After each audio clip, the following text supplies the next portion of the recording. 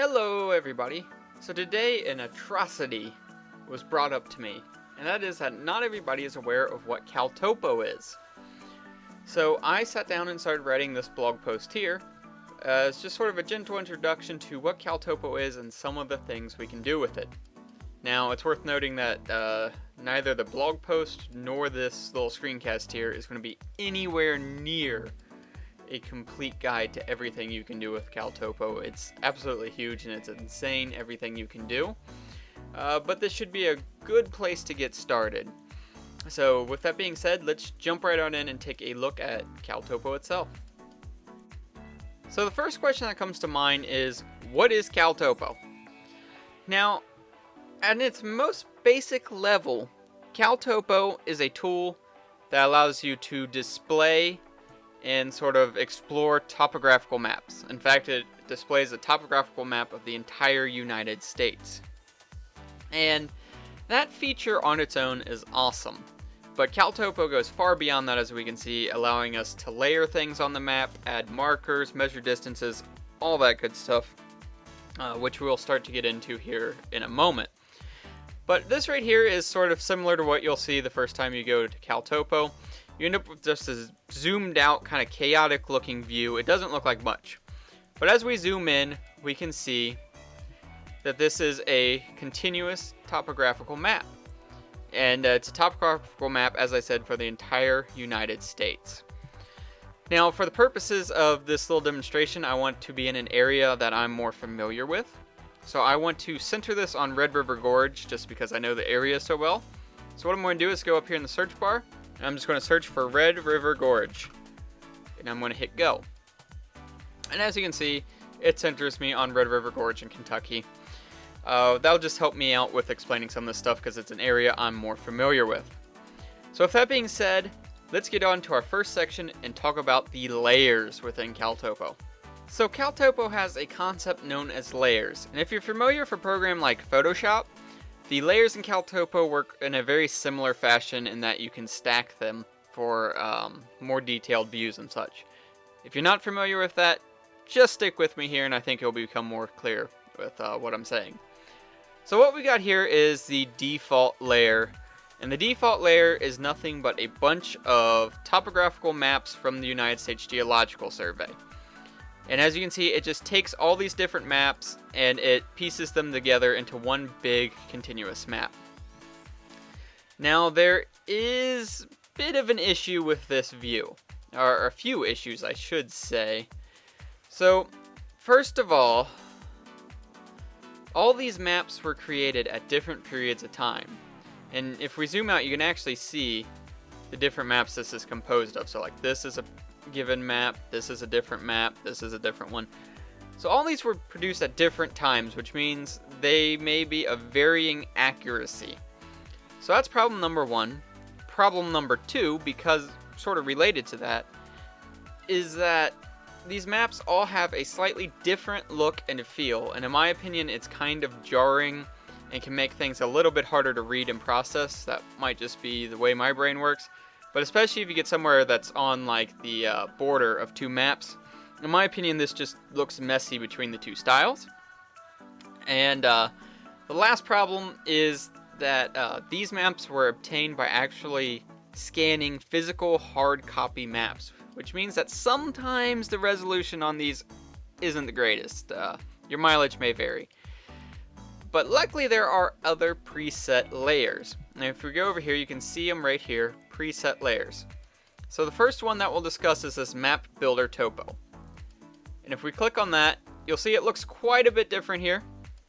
And this gives it a much more consistent look and feel. It's based on a little bit newer technology for obtaining the map. And it's got very good resolution. It's just an all-around good map. The other thing about the Map Builder Topo is sometimes they will highlight trails and other landmarks that aren't on the normal official maps. Now what I want to do though is I want to real quickly skip down here to the Forest Service map. So you may not have known this, but the Forest Service actually makes and maintains their own maps of all Forest Service land. And in my opinion, these maps are far better within the standard USGS maps, which the map builder is based off of. So if you're going to be in an area that falls within the boundaries of United States Forest Service land, in my opinion, you can't get any better than the Forest Service map. I mean, just look at that. That is a beautiful map as far as I'm concerned. It's got very good resolution, the detail is very good, it's got a very consistent look and feel. Now, you may be asking what happens to the areas that don't fall within the Forest Service land, and you can see it right over here. It just defaults to the older USGS maps. But if you're within the Forest Service, I highly recommend you base your map off the Forest Service map. If not, just base it off the map builder topo. Now, I'm not really going to talk about the 7.5 foot contour map. It's basically the default with it adds the relief shading. And if you don't know, relief shading is just a really snazzy word for meaning it gives it this sort of 3D look. So we'll skip that. I'm not going to talk about aerial, topo, or hybrid satellite. They are pretty self-explanatory what they want to do. But what I do want to do is I want to talk about the slope angle shading preset. So we're going to click on this. And this may look a little bit crazy, but this is actually an extremely cool and extremely useful feature, and I absolutely love it. So to explain this, I want to go over here to Oxier Ridge in Red River Gorge, because it's an area that I'm familiar with, and I've got a picture I can use to demonstrate what I'm talking about here. Now, you'll notice that all of our slopes here are shaded with a color. And if we go up here into this top right hand area, we can see a key of what this indicates. So what these colors show are the angle of the slope. So for example, this yellow here means the slope is roughly around 27 to 29 degrees. Whereas when we get into the reds and purples, we're getting into more like 35 to 45 degrees or 50 degrees. And if we have one that's shaded black, well, that's going to be a 60+ degree slope. So let's just take a look at an example here along this section of Oxier Ridge. So as you can see, it's shaded red with some spots in purple. So we know that our slopes in this area are somewhere in the range of 35 to potentially up to almost 60 degrees in slope. Now, that's all well and good, but how on earth does that translate to real life? What does that actually look like? So let's take a look at a little example here.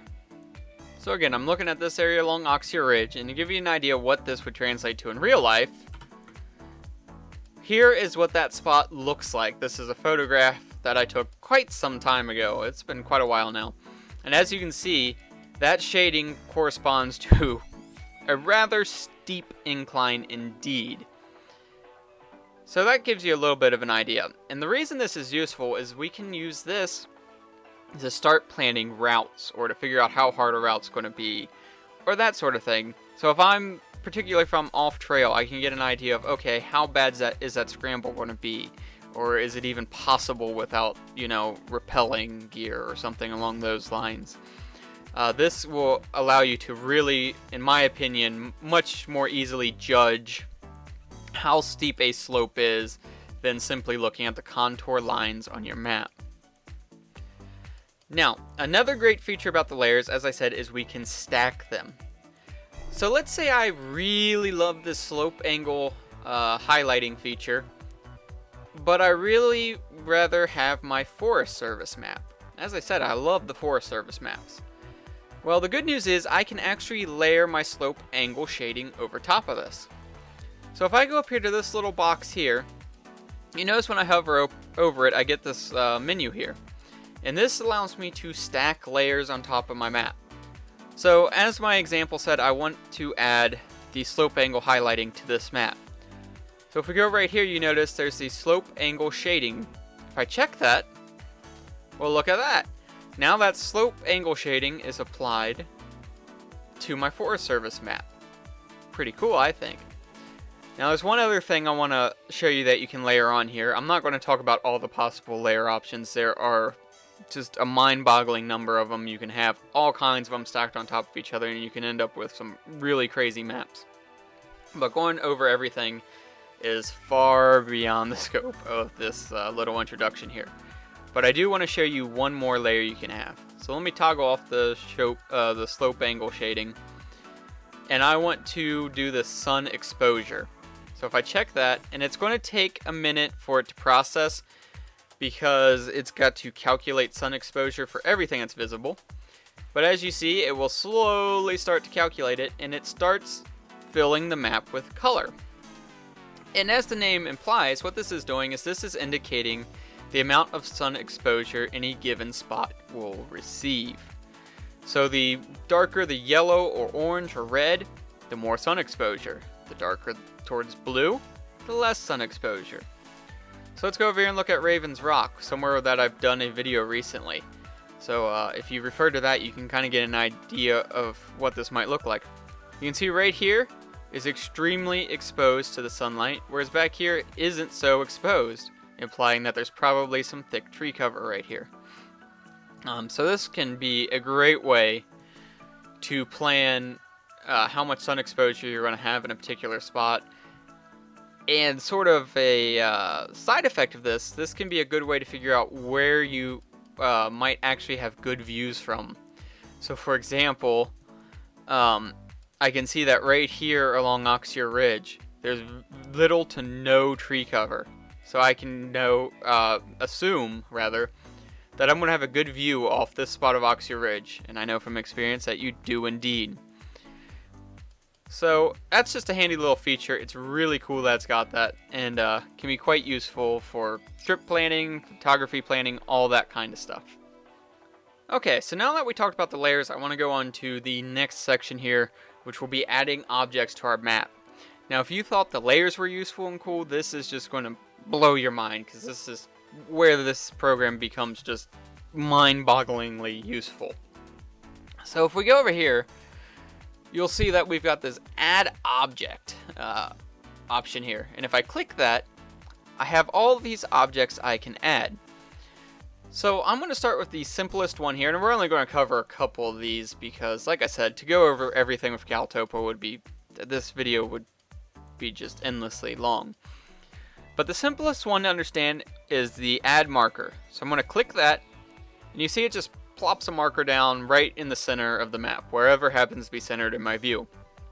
And down here, I get the settings window for this marker. Now, as you can see, I can move the marker by manually typing in the GPS coordinates if I know them, but I can also just click it, and I can drag it around. So let's say I'm planning a trip up here to Raven's Rock, to the top of Raven's Rock, and I want to be a responsible hiker, and I want to carry with me some good detailed maps with me. So one of the markers I might need is a marker for the summit of Raven's Rock, right? So let's just move our marker over to the top of Raven's Rock, right like that. And as you can see, as I move it, if you watch down here, it will update the GPS coordinates. But we're not going to mess about with the coordinates, we're just going to move it there, since we know where on the map it is in this case. If you didn't, but you knew the coordinates, you could just type them in, like I said. Now, let's give our little marker a name here. We'll call it Raven's Rock Summit. There we go. And let's go ahead and let's change the color to blue. Maybe I want the color to be blue, so I can click this little, in case you didn't see what I did, click this little color swatch here, and I can pick any color I want. I'm just going to pick this little blue here. It changed the marker to blue. And let's say instead of being this little dot here, I want it to be an open circle. So you see this little style option here? If I click that, I can select any of these to be the marker on my map. I can even enter the URL to a custom icon if I want. But in this case, I'm just going to make it this little open circle. And as you can see, it changed it to that open circle. And when I'm done editing it, I can also enter some comments about it if I wanted. So maybe I just put summit. If I have some, comment I want to enter, I could enter it there. But when I'm done, I'm going to hit OK. And as you can see, my marker is there. And it added the title so I can see what it is. Pretty simple. And I can add as many markers as I want. So maybe I need a marker for where I would park somewhere down here. Or for the trailhead. Or maybe there's a particular, landmark, say right here I wanted to see or something. I could mark them all. You get the idea. Markers are pretty simple. Now the next one we're going to talk about are the lines. So we can add lines to our map. Now if I click this, you'll see I get these crosshairs. And at its simplest form, I can just click a spot to start a line, move my mouse along, and click where I want the line to end. And when I do that, you'll see that it automatically starts another line from the end of the previous line. So I could go and keep extending this line. So what I could do, let's cancel that out and get rid of that line and add a new one here. So if I wanted to, say I was hiking off trail and I just want to follow this trap branch right here, I could go and use this feature to just keep adding lines that represent my path of travel. Now that's cool, don't get me wrong, we're going to cancel that out and not save that line. But let's say I want to just follow a trail. So right here is the trail up Ravens Rock. It is an unofficial trail, but it shows up on most maps, and this map does have it as well. Let's say I want to just highlight that trail. Do I really have to sit there and keep clicking the beginning and end of the line, highlight that whole trail? It'd take me all day. Luckily, no, you do not.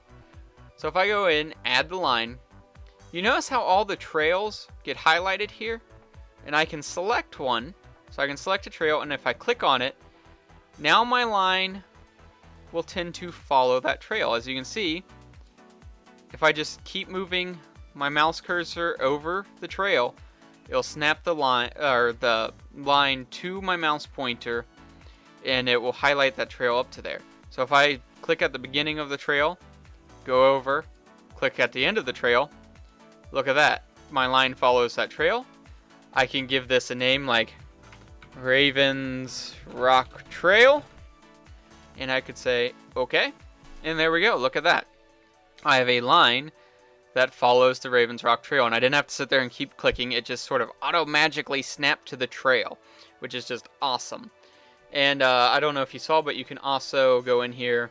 You can change the color of your line. You can change the style of your line.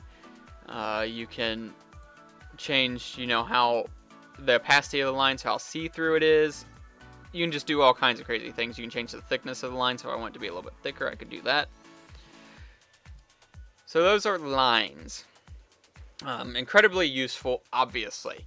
This is how you're going to map out your tracks and all that good stuff. Alright, now real quickly I want to give you some bonus material about the lines here that I did not cover in the blog post guide. So if you're watching this, you get some bonuses. Now, with this line I drew, I can go over and I can click on it, and you'll notice it'll pop up this little window here. And it will show me the distance of the line, so I can see that trail, as measured by CalTopo, that area I highlighted along that trail is 1.69 miles. But there's more I can do. Let's say I click this terrain statistics. I do that, and it will calculate statistics for that trail I just highlighted. And as you can see, one of the things it generates, and this is one of the more useful features, is a elevation profile. So I can see how much elevation I'm going to gain and lose throughout that path. And I can say this looks pretty accurate. As you can see, it starts off nice and easy, pretty much flat, and then it climbs quite a ways up.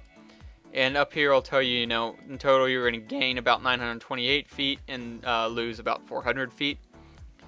It also gives you some other useful stuff down here, like the amount of tree cover, as well as, the min, max, and average slope angles, how much is covered by forest, grassland, developed, that sort of thing, which is pretty darn cool, I think. And if we hit that profile right here, we can get that same little profile, that elevation profile, but this time, notice how when I move along the profile, I've got a line. On that line, it will tell me how much elevation I've gained up to that point, but also watch up here along the trail itself. As I move that line along, you see that little dot right here? That shows me what area of the trail I'm at this given point on the graph. So up here, well, that's right here on this part of the terrain. So that's pretty useful and pretty cool. And if I don't want to see that, I can just click OK. Now the next control I'm going to cover, I'm covering mostly because I think it's really cool.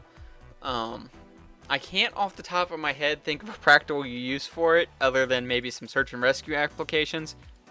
But it's cool, so I'm going to show you anyway. So I'm going to go down here to add new object, and this time I'm going to choose the range ring. And as you can see, it'll pop up this little window here. Now what this allows me to do is draw a circle of a given radius.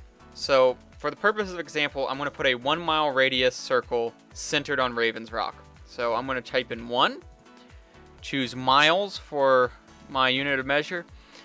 Now unfortunately, unlike the markers, I can't click and drag it around with my mouse, which is a severe oversight in my opinion, and it's a feature that should be added. So you have to use coordinates for this, which kind of sucks. So I'm just going to type in the coordinates for the summit of Ravens Rock. I happen to have them handy. There we go. And we'll hit create. And let's zoom out so we can see it. So we can see this is a 1 mile radius along Ravens Rock. So a mile this way, mile this way, mile this way, mile that way, which is pretty cool. So if for whatever reason I wanted to see everything that fell within a 1 mile radius of the summit of Ravens Rock, well, there we go. There's everything that falls within that radius. So like over here, Oxear Ridge is within that 1 mile radius. Not too surprising if you see my video or are familiar with the area.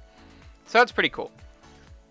Now there's one more thing I'm going to cover, and again this is going to be bonus material from the blog post. I didn't put this in the blog post, and that's folders. So if I go down here, I can click add folder. I can give my folder a name. I'm just going to call it example. Okay, and I'm going to hit save. And if we go up here, you'll see that it created a folder called example, and as you can see I have other folders that created for me. So a folder for markers, folder for the lines, and that sort of thing. So what this will allow me to do is group things together in folders. So let's say I wanted this marker to be in the example folder, for example. I could go over here, click the little pencil to edit it. By the way, if you hit that red X, it will delete it. But hit the pencil to edit it. And you see here it has folder. I could change it to examples. Hit OK. And as you can see, it moves it up here to the example folder. Now there's a couple reasons you might want to group into folders. Reason number one is the obvious reason, to keep things organized. But reason number two is I can toggle whole folders visible or invisible. So for example, let's see this little check mark next to example. Let's uncheck it. And when I do that, watch over here. You'll notice when it's checked, my marker is visible. When I uncheck it, it hides it. So if I added a bunch of stuff to this folder, let's just add another marker that will add to that folder, and let's add maybe another one. These are just purely for example here. So let's add another marker. Oops, I didn't mean to do that. Let's delete one of those. You get the idea. We got two markers. It would hide everything within that folder. Pretty simple, right? And pretty nifty. That's really all the controls I'm going to cover here, all the objects rather. There are a lot more you can add, a lot more useful ones. You can draw polygons on here.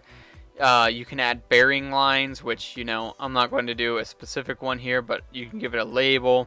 Say I want a bearing, you know, from here that goes, say, 25 degrees true. You can choose true or magnetic, and you want it to stretch for, say, 5 miles. I could create that, and it would put that bearing line on my map, and that bearing line would go for 5 miles. So that's very useful.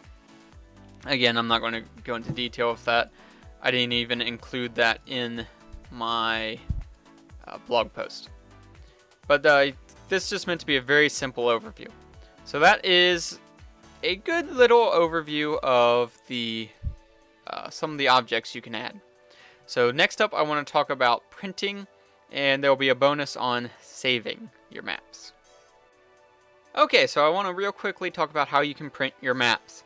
So say you spent all kinds of time planning out your trip, putting down your markers, marking paths, maybe putting in bearing line, who knows what. You finished building your map here and you're ready to print your maps out so you can actually take them with you on your trip. What we're going to do is we're going to go up here and we're going to choose print, and there's this print to PDF or JPEG. We're going to click that. It will open a new tab. And as you can see, we get this red box here that we can move around. We can resize it. And this red box represents a page. So this is going to save this as a PDF. It's going to save our maps as a PDF file. And this represents a page in that PDF. So if I place that there, everything within this red box is going to be on a page. Now let's say I want this big overview map here, but maybe I also want a map that's more detailed and centered around just this little general area here towards the summit. Now luckily I don't have to go through this every time. Instead what I can do is I can just add a page to my PDF. So I go over here, I click add page. You can see it adds another page. I can resize that. I can move it around. And now I'll have a page that's just detailed on this area. I can add as many pages as I want. If I screw up, I can tell it to start over. And you can do some other things here, like you can add a UTM grid to your map if you want. I'm not going to do that. You can give them a title. So say I wanted to title this Ravens Rock Trip. We'll just do that for an example. But once I'm done setting up all my pages and stuff, I go to Generate PDF. You'll open yet another tab here, and it'll take a minute. It's got to go and process all the data, crunch all the numbers, and do what it's got to do to actually generate your PDF file. Okay, so once it finishes doing what it needs to do, it'll open up the tab with your PDF file. The first page is this overview page, which gives you some details of the map, such as your magnetic declination, which is handy. It has the map title and all that, but it also shows you how you set up your pages here. So this is one page, this is the other page, which you should recall because we just set them up like literally 20 seconds ago, if even that. We scroll down, we've got another page. There's our sort of big overview page that we did. And there's the other page we did that gives us that super detailed view towards the summit. And with this, you know, I could go ahead and I could print it, I could save this for later, I could do whatever I want with it, you know, anything you want with the PDF file. Now I want to real quickly cover another bonus material that wasn't in the blog post, which is how to save your maps. So if we go back over here to our main CalTopo tab here, you can actually create an account with CalTopo. As you can see, you can sign in with Google, Facebook, Yahoo, or Microsoft. I'm just going to sign in with my Google. And with this, you can save maps to your account. Now, if the free account, you can only save, I think it's 5 maps. If you want to save more, you can upgrade. You see this little upgrade button here. And it's not that bad at all. So yeah, here. Free, you can only store 5 private maps, and because you can have public maps as well. And then there are varying tiers. So for example, basic at $20 a year, you can save 20 private maps. 200 private maps, $50 a year, so on and so forth. It's pretty cool. Most people probably don't need this. I just stick to the free. The reason they have these higher levels is CalTopo is real popular amongst search and rescue and such, and also it's a good way for the guy that made this to make some money. But anyway, you can store 5 private maps on the free version, and I believe unlimited public maps. But once you're logged in, you can see Save This Map. You can choose a title for this map, so I could choose like Ravens Rock. I can save it to my account, or I can save it anonymously. I can make it completely private, which are the ones that are limited based on your account. I can make it viewable if you have the URL. I can make it publicly viewable. I can give the map a password. I can give a little description to the map. And then I can click save if I wanted to save it. I'm not going to actually do that, of course, because I don't want to save this example map. But once it's saved, if you click on your name here, as you can see, you can access your previously saved maps. So for example, I'll just open the Dolly Sods map because it doesn't show any off-trail stuff I want to keep secret. So this is the maps I made when I went to Dolly Sods with Tim Watson and the 2 Joshes, Karate Josh and Subaru Josh. I made a map for it. As you can see, I plotted the trails we planned to take. I added a marker where we were going to park. I added markers roughly where we were planning on camping every night. And there was a little unofficial hike to Lion's Head that I marked on the map as well. But yeah, that's just a little bonus there for you of how you can save your maps and such. But that is pretty much the bare minimum introduction. Hopefully you found this to be a very gentle introduction to CalTopo. There is so much more you can do. This is just the tip of the iceberg. But hopefully you can see how this would be immensely useful, especially if you're doing a lot of off-trail travel. That's where it becomes extremely useful. But yeah, if anything was unclear, or there's something I didn't talk about you think I should, let me know, and I will try to do some updates to this. And I might do some more videos in the future showing you some more advanced stuff you can do, like how to measure distances. And you can also do stuff like you can export this as GPX file to put onto a GPS. You can import GPX files on here. So if there's any interest in that, I will certainly do more videos on the subject. Just let me know. With that, thank you guys for watching. And I'll see you guys in the next video.